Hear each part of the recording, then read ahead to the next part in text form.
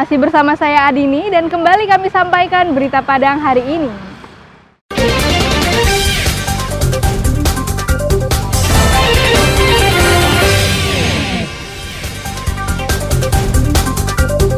Hujan deras dengan intensitas tinggi sebabkan Kabupaten Solo dilanda banjir. Masyarakat Parit Malintang mengadu ke Komnas HAM persoalkan tanah mereka yang tak kunjung diganti rugi oleh Bupati Padang Pariaman.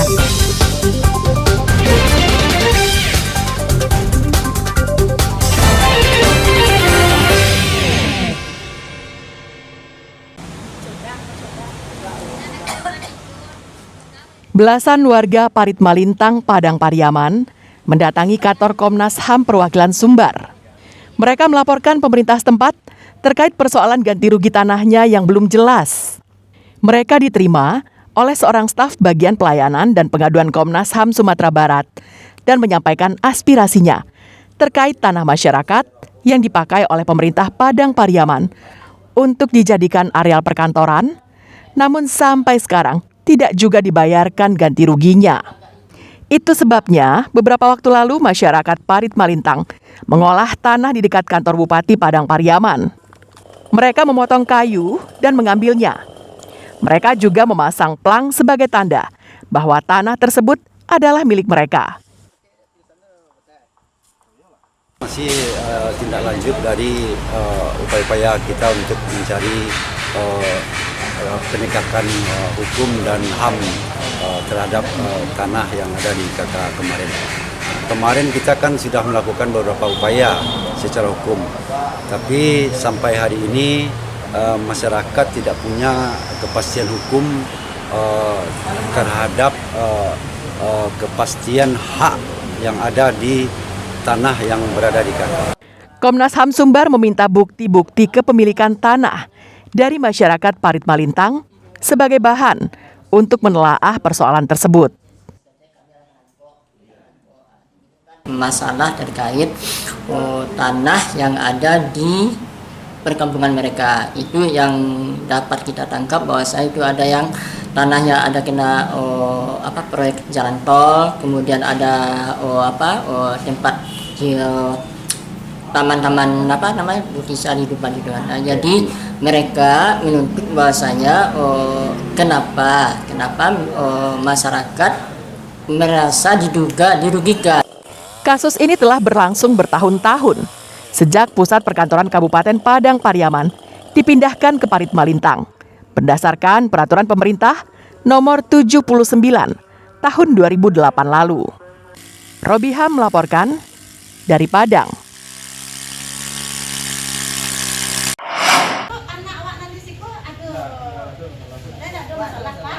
FA berusia 16 tahun dan TP 16 tahun ditangkap tanpa perlawanan di tempat persembunyiannya di Kecamatan Kubung, Kabupaten Solo, usai buron selama 2 bulan. Mereka berdua ditangkap karena melukai 2 remaja yang kebetulan melintas di lokasi tawuran. Kedua korban menderita luka parah akibat sabetan senjata tajam. Selain menangkapnya, polisi juga menyita senjata tajam yang dipakai para pelaku untuk melukai korbannya. November tahun lalu, 2 kelompok remaja di kota Solo tawuran. Dengan menggunakan senjata tajam, mereka saling kejar di jalan raya. Aksi mereka direkam warga setempat dan menyebar luas di media sosial. Dalam peristiwa itu, 2 remaja yang tidak terlibat tawuran yang kebetulan sedang melintas menjadi korban. Keduanya mengalami luka-luka cukup parah akibat sabetan senjata tajam. Saat mereka mengetahui jika salah sasaran, kedua remaja ini pun kabur. Tim Jatanras Satreskrim Polres Solo Kota telah berhasil melakukan penangkapan terhadap 2 orang buronan dalam kasus tawuran yang mengakibatkan luka pada korban yang sempat dirawat.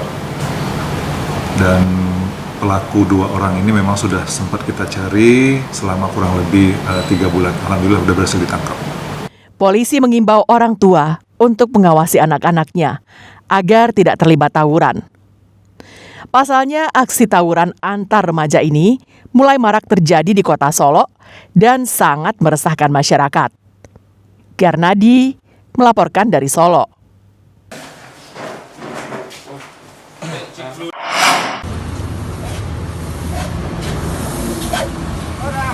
Aparat kepolisian dari jajaran Reskrim Polres Solo Kota menangkap Yosfar Vianus yang berusia 61 tahun, warga Tikala, Kenagarian Singkara, Kabupaten Solo, karena telah melakukan tindak pidana penyalahgunaan pengangkutan solar. Dari tangan tersangka, aparat berhasil menyita sejumlah barang bukti, di antaranya berupa BBM jenis solar, jeriken, tangki mini, dan sebuah mobil truk yang digunakan tersangka untuk membawa BBM itu. Berdasarkan keterangan tersangka, aksinya dilakukan dengan cara membeli BBM bersubsidi dengan menggunakan kode batang My Pertamina ke sebuah stasiun pengisian bahan bakar umum. Selanjutnya, solar yang telah diperoleh itu disalin kembali ke sebuah tangki mini atau tempat penampungan dan dijual secara eceran dengan harga yang lebih tinggi. Yang bersangkutan ini membeli bahan bakar minyak solar yang bersubsidi di BBM dengan menggunakan barcode My Pertamina. Kemudian BBM yang dibeli ini sampai batas maksimal diisikan ke mobil cold diesel, ya, plat lokal. Kemudian setelah keluar dari SPBU, dia membawa ke lokasi tempat dia menampung BBM ini. Atas tindakan tersebut, tersangka dijerat pasal 55 Undang-Undang Nomor 22 Tahun 2021 tentang minyak dan gas bumi dengan ancaman hukuman maksimal 6 tahun penjara atau denda sebesar 60 miliar rupiah. Sejatinya, polisi tak hanya menangkap pelaku, tapi juga pemilik SPBU karena telah lalai mengawasi perbuatan tersangka sehingga tersangka leluasa membeli solar di SPBU itu. Garnadi melaporkan dari Solo.